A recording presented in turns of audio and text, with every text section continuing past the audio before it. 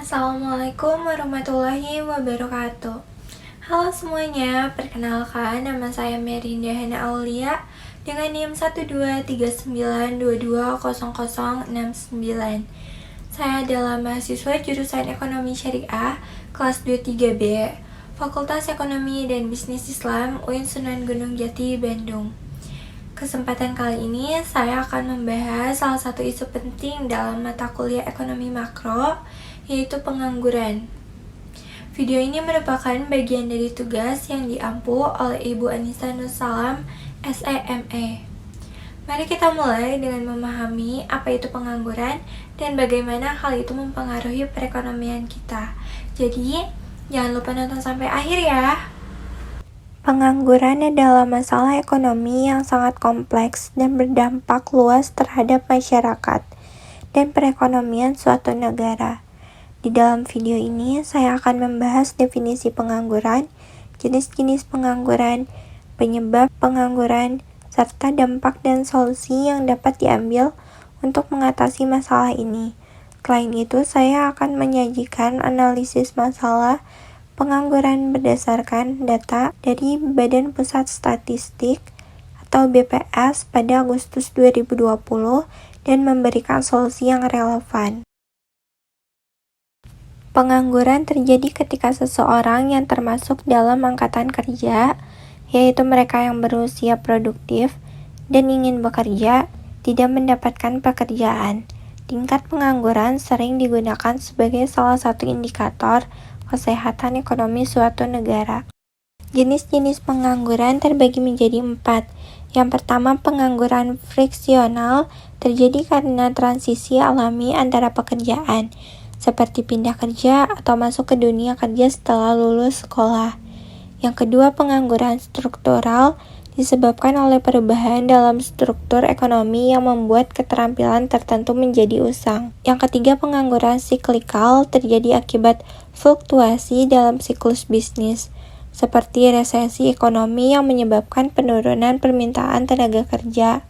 Terakhir, pengangguran musiman terjadi pada industri-industri tertentu yang permintaan tenaganya berfluktuasi sesuai musim, seperti pertanian dan pariwisata.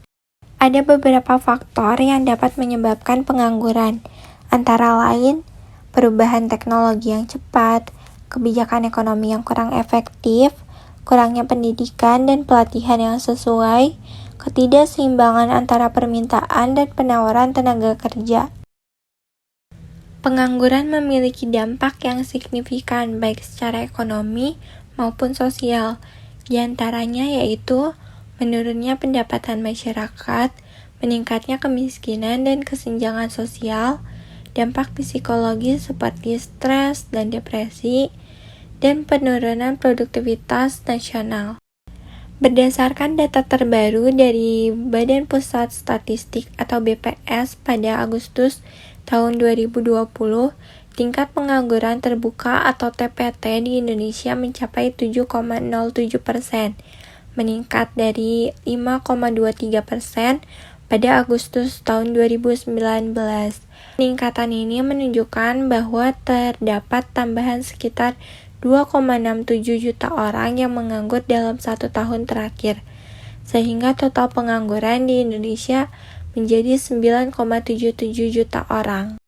Berdasarkan data BPS, sektor yang paling terdampak oleh pengangguran adalah sektor perdagangan, manufaktur, dan jasa. Pengangguran juga meningkat di kalangan lulusan perguruan tinggi yang mencapai 6,88% pada Agustus tahun 2020, meningkat dari 5,67% pada tahun sebelumnya.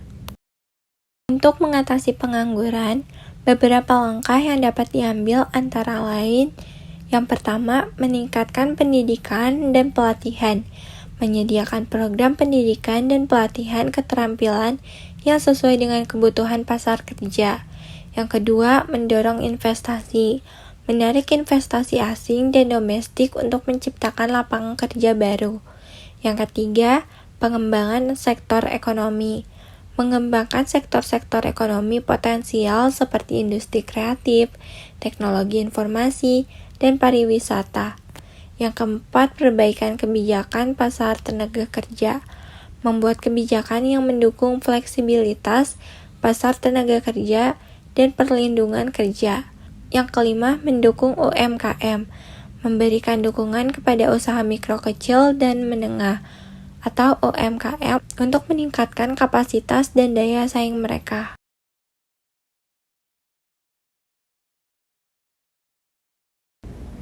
Kesimpulannya, pengangguran adalah masalah yang serius yang memerlukan perhatian dan tindakan yang nyata dari berbagai pihak termasuk pemerintah, sektor swasta, dan masyarakat.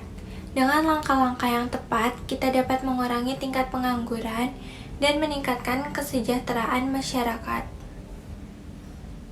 Demikianlah penjelasan mengenai pengangguran dalam konteks ekonomi makro.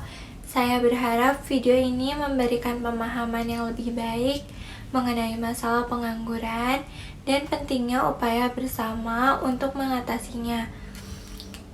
Terima kasih atas perhatiannya, kurang lebihnya mohon maaf. Wassalamualaikum warahmatullahi wabarakatuh.